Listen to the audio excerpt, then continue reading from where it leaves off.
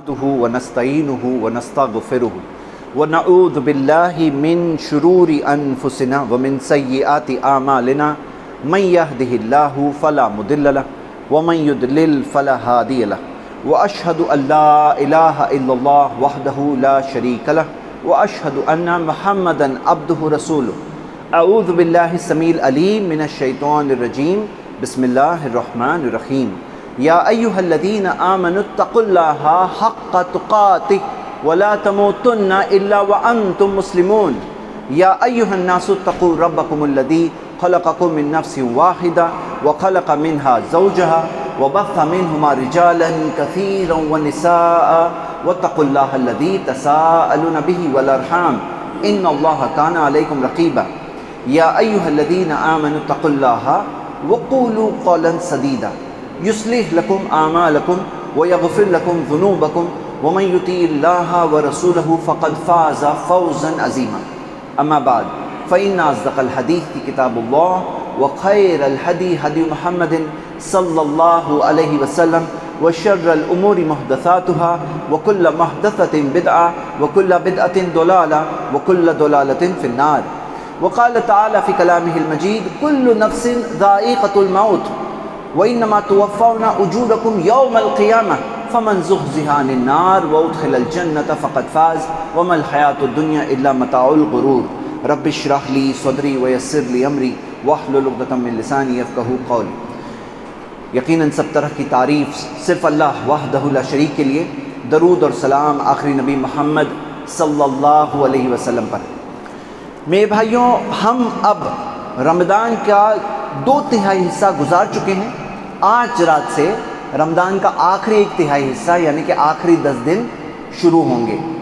اور یہ آخری 10 دنوں کے متعلق ہماری ماں عائشہ رضی اللہ عنہا ہمیں بتاتی ہیں، صحیح بخاری صحیح مسلم میں حدیث ہے کہ اذا دخل العشر، جب یہ 10 دن شروع ہوتے، داخل ہوتے، سٹارٹ ہوتے. کون سے 10 دن؟ یہ 10 دن. شد میزرہ، نبی صلی اللہ علیہ وسلم اپنی کمر کو کس لیتے. وَأَحْيَا لَيْلَهُ، راتوں کو جاگتے. وَأَيْقَظَ أَهْلَهُ، اپنے گھر والوں کو بھی جگاتے تھے. مطلب نبی صلی اللہ علیہ وسلم یہ 10 دن شروع ہوتے تو اپنی کمر کو کس لیتے، یعنی عبادت میں اور عبادت گزار بندے بنتے، اور زیادہ اللہ تعالیٰ کی عبادت کرتے. ایسے ہی بہت زیادہ عبادت گزار بندے تھے، پاؤں سوج جانے تک نماز پڑھتے تھے عام دنوں میں. تو ان 10 دنوں میں اور زیادہ اللہ کی عبادت کرتے، خود بھی جاگتے پوری رات، 10 رات پوری، اور گھر والوں کو بھی جگاتے. اب پورے 10 رات اگر کوئی نہیں جاگ سکتا ہے تو نبی صلی اللہ علیہ وسلم نے فرمایا تحروا لیلۃ القدر فی الوتر من اشر الاواخر فی رمضان، کہ لیلۃ القدر کو ڈھونڈو رمضان کے آخری عشرے کی طاق راتوں میں. مطلب اگر سب 10 راتیں کوئی نہیں کر سکتا ہے تو کم سے کم طاق راتوں میں تو ہمیں ڈھونڈنا چاہیے. اور نبی صلی اللہ علیہ وسلم نے فرمایا اگر کمزور پڑ جاؤ وَإِن ضَعُفَ، تو کم سے کم آخری ہفتے میں تو ڈھونڈو. تو یہاں پہ بہتر تو یہ کہ 10 کے 10 راتیں کوئی جاگے، اللہ کی عبادت کرے، جیسے نبی صلی اللہ علیہ وسلم خود کرتے تھے اور گھر والوں کو بھی جگاتے تھے. سیکنڈ سٹیپ، کم سے کم طاق، یعنی 21 23 25 27 29. تیسری، اگر کبھی کبھی کوئی شروع میں تھوڑا کمزور پڑ گیا تو لاسٹ ہفتہ جو ہوتا ہے نا، اس میں تو کم سے کم بہت زیادہ ایکٹیو رہو. یہ بات ہمیں ملتی ہے. لیکن اس کا مطلب یہ نہیں کہ جو پورا کرنے والا ہے یا طاق راتیں کرنے والا ہے وہ ایک ہفتے پہ چلے جائے. اس کا مطلب یہ ہے کہ پورا کرو بہتر، اس سے کم طاق راتیں، اس سے کم سے کم لاسٹ ویک. تو میرے بھائیوں، یہ وہ دن ہیں جن کے بارے میں آتا ہے صحیح مسلم میں حدیث ہے. ماں عائشہ رضی اللہ عنہا بتاتی ہیں کہ نبی صلی اللہ علیہ وسلم کان رسول اللہ صلی اللہ علیہ وسلم یجتہد فی اشر الاواخر ما لا یجتہد فی غیرہ. صحیح مسلم میں حدیث ہے کہ یہ 10 راتوں میں اتنی زیادہ، 10 دنوں میں اتنی زیادہ محنت کرتے تھے اللہ کی عبادت میں جتنا کبھی اور نہیں کرتے، یعنی باقی دنوں کے بنسبت سب سے زیادہ. دیکھو میرے بھائیوں، سمپل سی بات ہے، سمجھ لو. دنیاوی طور پر یا دینی طور پر کامیاب، ریئل کامیاب وہ لوگ ہوتے ہیں جو موقع جب ملتا ہے وہ موقع کا بہتر فائدہ اٹھاتے ہیں. جیسے مثال کے طور پر بزنس کوئی سال بھر کر رہا ہے، لیکن ایک ہوتا ہے سیزن ٹائم، جب چند دنوں میں بہت زیادہ بزنس ہوتا ہے، پیسہ کماتے ہیں، پیسہ بچتا ہے وہ دنوں میں. تو جو سیزن ٹائم پہ دھیان لگائے گا اس کا بزنس زیادہ ترقی کرے گا. مطلب سیزن ٹائم پہ پورا دھیان سے ریڈی ہے تو اس کا بزنس زیادہ ترقی کرے گا.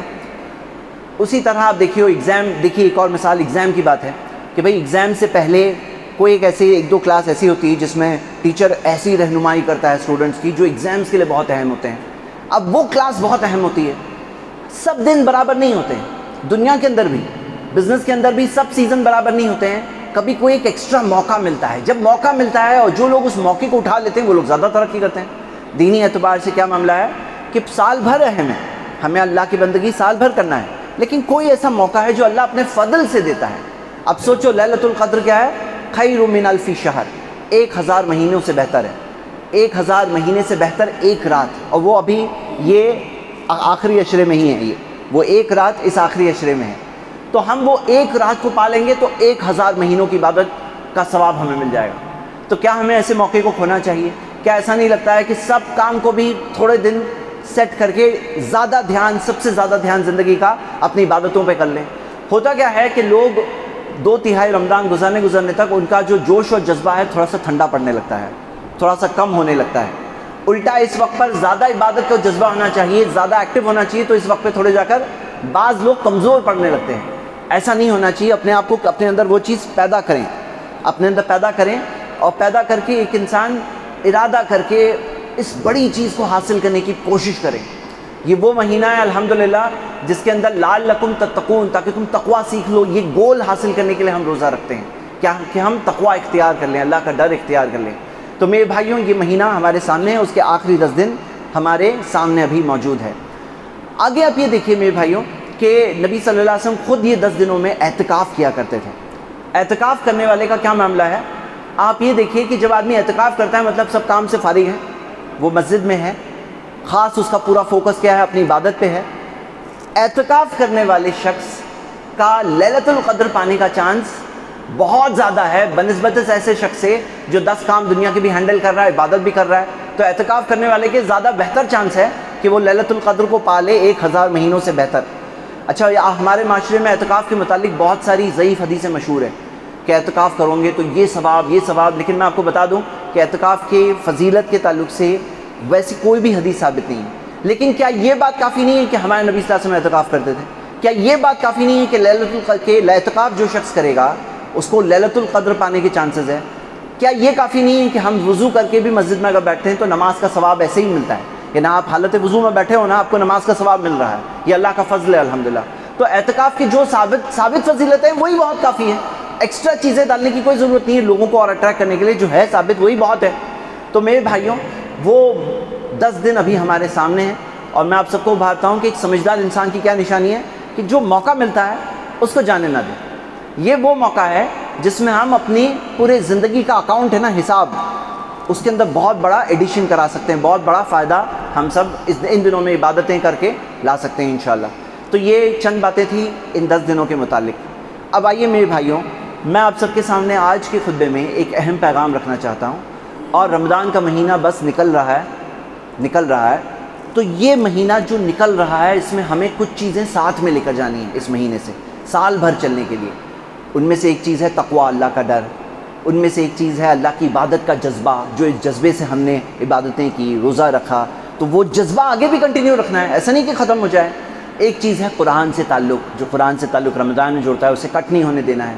لیکن چند چیزیں اور بھی ہیں میں آپ کے سامنے رکھنا چاہتا ہوں اس مقصد سے کہ رمضان تو جا رہی ہے, اب رمضان سے کیا لے کے ہم آگے بڑھیں گے, ہم سب کو خاص کوشش کرنا چاہیے.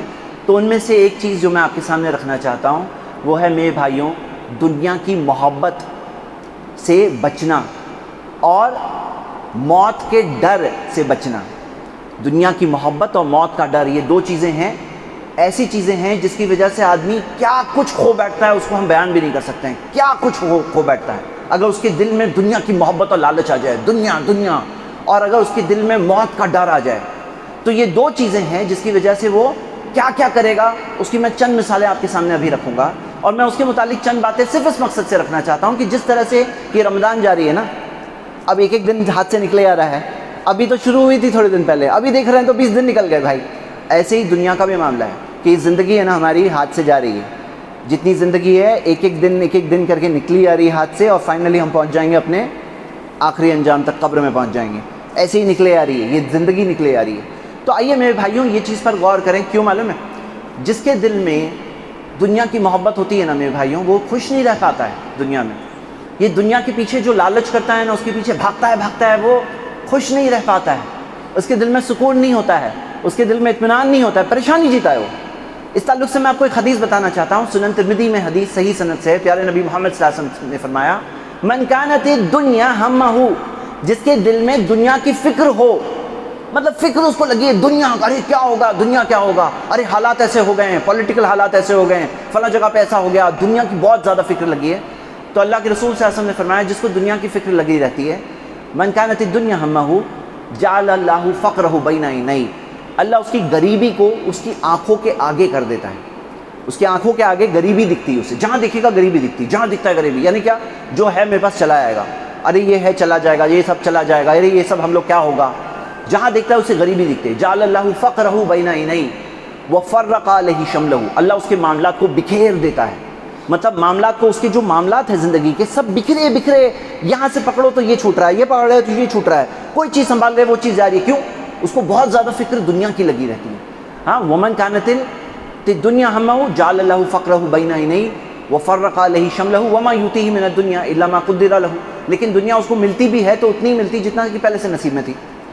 اور پھر نبی صلی اللہ علیہ وسلم نے یہ بھی بتایا من کانت الآخرۃ ہمہ، جسے آخرت کی فکر لگی ہوتی ہے، اس کو آخرت کی فکر ہے کہ اللہ کے سامنے میں کھڑا رہوں گا نا تو اعمال ہے کہ نہیں ہے، ارے باپ بیٹے کے کام نہیں آئے گا، دوست کے کام نہیں آئے گا، بھائی کے کام نہیں آئے گا، میرے پاس اپنا ایمان عمل ہے کہ نہیں وہ لیول کا کہ میں وہ زندگی جو کروڑوں سال کی زندگی ہے، ایک 50,000 سال کے دن کے برابر تو پہلا دن ہے قیامت کا دن، کیا میں اس زندگی میں پاس ہونے والا ہوں نہیں ہونے والا ہوں، تو اس کو فکر لگی، آخرت کی فکر لگی، ارے کیا ہونے والا ہے جب لوگ مجھے قبر میں ڈال کے چلے آئیں گے تب میرا کیا حال ہوگا، کیا حال ہوگا جب مجھے فرشتے ہمیں اٹھا کے پوچھیں گے من ربک، کون ہے تمہارا رب، اور یاد رکھو ایمان کی بنیاد پہ آدمی جواب دے سکتا ہے، جس نے یہ مانا کہ پیسہ میرا رب ہے، پیسہ، وہ کیسے بولے گا ربی اللہ، جس نے مانا کہ خواہشات کی پیروی، باس، لالچ یہ میرا رب ہے، وہ کیسے کہے گا ربی اللہ، جو یہ مانتا تھا دنیا اس کا رب ہے، ہاں دنیا، یہ دنیا جو ہاتھ سے جانے والی یہ اس کا رب ہے، تو وہ کیسے کہے گا ربی اللہ، تو وہ اسے فکر لگی کہ میں قبر میں میرا کیا حال ہونے والا ہے، ہاں قیامت کے دن کیا حال ہوگا، جنت ملے گی یا نہیں ملے گی، ہمیشہ کی جہنم میں تو میں نہیں پہنچ جاؤں گا، اس کو فکر لگی آخرت کی، تو پھر کیا ہوگا اس کے بارے میں سنیے، من کانت الآخرۃ ہمہ جعل اللہ غناہ فی قلبہ، اللہ اس کے دل میں مالداری پیدا کر دے گا، مالداری یاد رکھو دل میں ہوتی ہے، اللہ اس کے دل میں مالداری پیدا کرے گا، وجمع لہ شملہ، اللہ اس کے معاملات کو آرگنائز کر دے گا، اس کے معاملات جو ہے نا اللہ آرگنائز کرے گا، چاہے کنٹری کے معاملات ہے، چاہے پرسنل زندگی ہے، چاہے فیملی کی لائف ہے، اللہ تعالیٰ اس کے معاملات کو آرگنائز کر دے گا، کیونکہ اس کو فکر ہے آخرت کی۔ وَأَتَتْهُ الدُّنْيَا، لاسٹ حصہ سنیے، وَأَتَتْهُ الدُّنْيَا وَهِيَ رَاغِمَةٌ، اور دنیا اس کے پاس آئے گی، راغمہ، رغمہ یرغمو کا مطلب ہے ناک رگڑتے ہوئے آئے گی، یعنی کہ ذلیل ہو کے دنیا اس کے پاس آئے گی، ذلیل یعنی ایسا نہیں کہ اس کے پیچھے دوڑ رہا ہے وہ آگے دوڑ رہی ہے، دنیا اس کے پاس ذلیل ہو کر آئے گی، جسے آخرت کی فکر ہے۔ تو میرے بھائیوں یہی دعوت ہے آپ کے سامنے، رمضان سے یہ چیز لے کر جانا ہے، کیوں معلوم ہے میرے بھائیوں، جو لوگوں میں بہت زیادہ دنیا کی محبت لگی رہتی ہے نا اور آخرت کی فکر نہیں ہوتی ہے، جن کو موت کا ڈر لگا ہے، کیوں معلوم ہے موت کا ڈر ہے، اس لیے کہ یہ سب جو ہے دنیا کی چیزیں ختم ہو جائے گی، یہ دنیا کی ساری زندگی ختم ہو جائے گی، یہ سب خواہشات کی پیروی جو کوئی کر رہا ہے یا جو کچھ کر رہا ہے سب ختم ہو جائے گا، اسے فکر آ رہے ختم نہیں ہونا چاہیے، یہ دنیا کی زندگی ختم نہیں ہونی چاہیے، اسے ایسی لگی ہے کہ بھئی قبر میں جا کر کیا ہوگا، مطلب انٹرٹینمنٹ انجوائمنٹ ختم ہو جائے گا، تو ایسا اسے لگا ہے۔ تو میرے بھائیوں میں آپ کو بتا رہا ہوں اس سے کیا ہوتا ہے نا، ایک ڈر دل میں آ جاتا ہے، اور وہ ڈر کیا ہوتا ہے معلوم، جب وہ ڈر دل میں آتا ہے نا، وہ ڈر اس کی زندگی کا ڈرائیور بن جاتا ہے، اس کی گاڑی جو زندگی کی گاڑی ہے نا اس کا ڈر چلاتا ہے۔ میرے بھائیوں کیا آپ کو پتہ ہے کتنے سارے ایسے لوگ ہیں جو حق کے لیے کھڑے نہیں ہو پاتے ہیں صرف اس لیے کہ دنیا کی محبت لگی ان کے دل میں، حق کے لیے کھڑے نہیں ہو پاتے ہیں، جو موت سے ڈرتے رہتے ہیں کہ کہیں موت نہ آ جائے، کہیں میں مر نہ جاؤں، ارے مرنا تو ہے، تو سمجھنا یہ ہے نا میرے بھائیوں، بہت سارے لوگ ہیبت کا معاملہ ایسا ہو جاتا ہے ان کا، اپنا ایمان کا سودا کر بیٹھتے ہیں، جب حالات تنگ ہو جاتے ہیں نا، جب مشکل حالات ہوتے ہیں، میں اشارے میں بات بول رہا ہوں، تو اپنے ایمان کا سودا کر بیٹھتے ہیں۔ تو میرے بھائیوں آپ کے سامنے میں چند باتیں رکھنا چاہتا ہوں کہ کس طرح سے ہم یہ دنیا کی محبت سے بچا سکیں۔ سب سے پہلے تو دل میں چاہت ہو کہ میں بچنا چاہتا ہوں، اگر چاہت نہیں ہے تو کوئی بچا نہیں سکتا ہے۔ دوسری، دنیا کی زندگی کی حقیقت کو ہم سمجھیں، یہ ہے کیا، یہ دنیا ہے کیا ہے؟ قرآن کی آیت ہے سورہ نساء کی آیت نمبر 77، سورہ 4 آیت نمبر 77، اللہ تعالیٰ نے فرمایا قل کہو متاع الدنیا قلیل، یہ دنیا کی جو ساز و سامان ہے نا بہت تھوڑا ہے، بہت تھوڑا ہے، قلیل، ایک دم بہت تھوڑا. کتنا تھوڑا معلوم ہے؟ نبی صلی اللہ علیہ وسلم نے ایک مثال سے بتایا. صحیح مسلم میں حدیث ہے، نبی صلی اللہ علیہ وسلم نے فرمایا مت دنیا فی الآخرہ، دنیا کیا ہے آخرت کے سامنے؟ یہ دنیا آخرت کے سامنے کیا ہے؟ سوائے یہ کہ تم میں سے کوئی اپنی انگلی سمندر میں ڈبائے، دیکھو کیا لے کر آئے گی. ہے نا یہاں چوپاٹی جوہو وغیرہ، کبھی ایسا کرنا چاہیے کہ اپنی انگلی کو جاؤ سمندر میں ڈباؤ اور دیکھو یہ جو انگلی پہ پانی ہے نا یہ دنیا ہے، اور جو سمندر ہے نا مثال کے اندر نبی صلی اللہ علیہ وسلم نے جو مثال دی وہ آخرت ہے.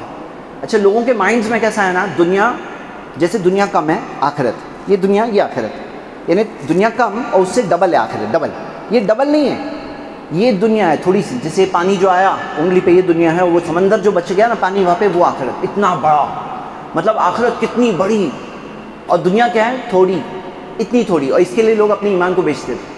اس کے لیے لوگ کیا کرتے ہیں، حق کو باطل، باطل کو حق بنا دیتے ہیں. سماج، معاشرہ، لوگ، سوسائٹی اس کے فکر میں لگے رہتے ہیں، سچائی کیا ہے نہیں دیکھنا ہے.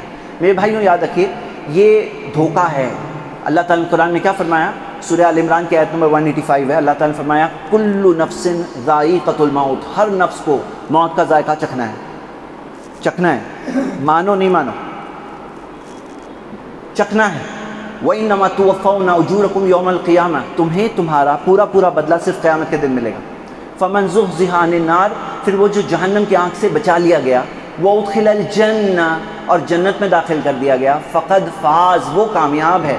وَمَا الْحَيَاةُ الدُّنْيَا إِلَّا مَتَاعُ الْغُرُورِ، دنیا کی زندگی نہیں ہے سوائے دھوکے کا سامان. یہ دھوکہ ہے، دھوکہ. کیسا لگتا ہے نا، لگتا ہے ایسا ہم لوگ یہاں ہیں نا اس لیے ایسا لگتا ہے یہی ہے، یہی ہے. لوگ بولتے ہیں نا سب کچھ یہی ہے. ارے کیا یہ ہے؟ سوچو تو صحیح، جس نے دنیا کو بنایا کیا وہ انصاف نہیں کرے گا دنیا کے انسانوں میں؟ کیا وہ اچھوں کو اچھائی کا بدلہ نہیں دے گا؟ کیا وہ گنہگاروں کو گناہوں کی سزا نہیں دے گا؟ کیا وہ انصاف نہیں کرے گا؟ جب آسمان و زمین کو اتنا اچھا بنایا، ایک ایک چیز پرفیکٹ جو ہم دیکھ رہے ہیں، اس خالق، مخلوق کو دیکھ کے خالق کو آدمی پہچان سکتا ہے، کریشن کو دیکھ کے کریٹر کو پہچان سکتا ہے. تو ذرا یہ تو سوچو وہ انصاف نہیں کرنے والا ہے. مطلب مرنے کے بعد زندگی ہے، کوئی مانے یا نہ مانے. وہ دن تو مان ہی لے گا جب سامنے حقیقتیں آئے گی نا، تب تو کوئی انکار کرے گا ہی نہیں. لیکن کوئی مانے یا نہ مانے، یہ ریالٹی ہے بھائی. سمجھدار انسان وہ ہے جو ریالٹی کو سمجھ جائے دنیا میں ہی. ہاں یہ دنیا کی اصلیت سمجھ جائے. اچھا یہ بھی بات سمجھو، اسلام نے یہ نہیں سکھایا سب چھوڑو، سب تیاگ دو، جاؤ جنگل میں رہو، شادی مت کرو، بچے نہیں، پیسہ نہیں. نہیں، یہ بھی نہیں سکھایا گیا. قرآن میں سکھایا گیا سورہ 28 سورہ قصص آیت نمبر 77، وَلَا تَنْسَا نَصِيبَكَ مِنَ الدُّنْيَا، دنیا کا حصہ لینا مت بھولنا. مطلب دنیا کا جو حصہ ہے وہ حاصل کرو، رہو یہاں پر، حلال پیسے کماؤ، بیوی بچے رہے. لیکن یہ مقصد نہیں ہے، مقصد آخرت ہے. یہ دنیا کی زندگی دھوکہ ہے، اصل زندگی آگے آنے والی ہے. یہ بس ہماری کھیتی ہے، اس کا رزلٹ وہاں پہ نکلے گا. میرے بھائیوں یہ سمجھنا ہے اصلیت کو. اور یہ اصلیت آپ کے میرے جیسے بہت سارے انسان ہیں اصلیت بھول کے زندگی دھوکے میں جیتے ہیں بس تھوڑے دنوں کے لیے. اور پھر کیا ہوتا ہے نا، جب خبروں میں کوئی خبر آ جاتی ہے کہ وہ جگہ پہ ایسا ہوا، فلاں جگہ پہ ایسا ہو گیا، ابھی دہشت طاری ہو جاتی ہے. کیا معاملہ ہے بھائی؟ جو ہو رہا ہے اللہ کی مرضی سے ہو رہا ہے. آسمان و زمین کا جو مالک ہے نا اس کی مرضی سے جو ہو رہا ہے. امتحان ہے. ارے بھائی سپوز کرو کہ کسی کے اوپر کوئی ایسا جان لیوا حملہ ہو گیا. اب سمجھنے کی بات کیا ہے کہ کوئی حملہ ہوا تو وہ بھی اللہ کی مرضی ہے. بھائی کوئی اللہ کی مرضی کے بغیر نہیں ہو رہا ہے. اور سوچو کہ کوئی انسان کوئی ایسے وقت پر اگر سچ اور حق اور سچائی کے لیے اس کی جان نکل جائے، یہاں تک کہ نبی صلی اللہ علیہ وسلم کی میں حدیث بتاتا ہوں، من قتل دون مالہ فہو شہید، جو اپنا مال بچاتے ہوئے مارا گیا وہ شہید ہے. ہاں، من قتل دون جارہ فہو شہید، جو اپنے پڑوسی کو بچاتے ہوئے مارا گیا وہ بھی شہید ہے. ہاں، تو معاملہ کیا ہے؟ ارے شہید ہونا کتنی بڑی بات ہے کہ سوچو شہید کا معاملہ ایسا ہے کہ اس کے دنیا کی جو گناہ ہے نا، سوائے اگر کسی کا حق لیا ہے تو الگ بات ہے، لیکن باقی جو گناہ ہے اس کے معاف ہو جاتے ہیں. کتنے بڑا درجہ ہے کہ نبی صلی اللہ علیہ وسلم نے قرآن میں کہا گیا ہے یہ مت کہو وہ مردہ ہے، مطلب وہ زندہ ہے. یہ کہو کیوں زندہ؟ کس اعتبار سے؟ کہ بھئی مرنے کے بعد تو زندگی ہے، دنیاوی اعتبار سے تو کل نفس ذائقۃ الموت، ہر نفس کو موت کا ذائقہ چکھنا ہے.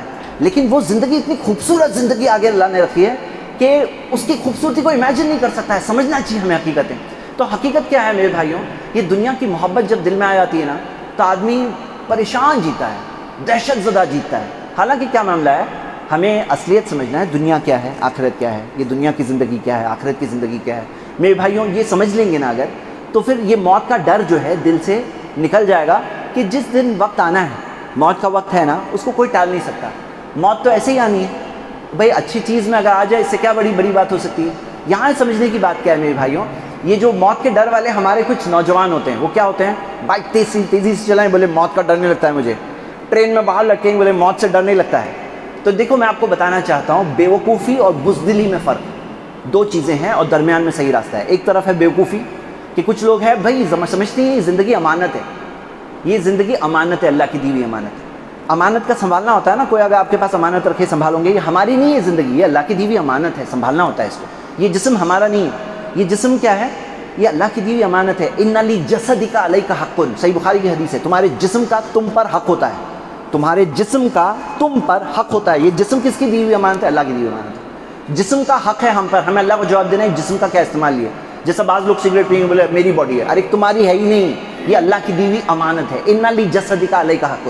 تو جو لوگ اس طرح کے کام کرتے ہیں نا، وہ بیوقوفی کر رہے ہیں، اور ایک وہ لوگ ہیں جو بزدلی کرتے ہیں، جو بزدل بن کے زندگی گزارتے ہیں، اور دونوں کے درمیان میں کیا ہے، صحیح چیز، نہ بیوقوفی نہ بزدلی، لیکن ایک انسان جیے اللہ تعالیٰ پہ بھروسہ کرتے ہوئے، حق اور سچائی کے ساتھ جیے، موت آئے گی چلے جانا، لیکن جیو اس طرح سے کہ آخرت کامیاب ہو جائے، مطلب پوری زندگی اس طرح سے گزارے کہ آخرت کامیاب ہو جائے۔ اب میرے بھائیو رمضان کے دن نکلے آ رہے ہیں، اور ہمیں یہ ریالٹیز کو ساتھ میں لے کے آگے بڑھنا ہے، کیونکہ یہ رمضان ختم ہوتی ہے نا، ویسے ہی کیا دکھا جاتا ہے کہ جو دین کا جذبہ ہے نا کافی ڈاؤن ہونے لگتا ہے لوگوں کا۔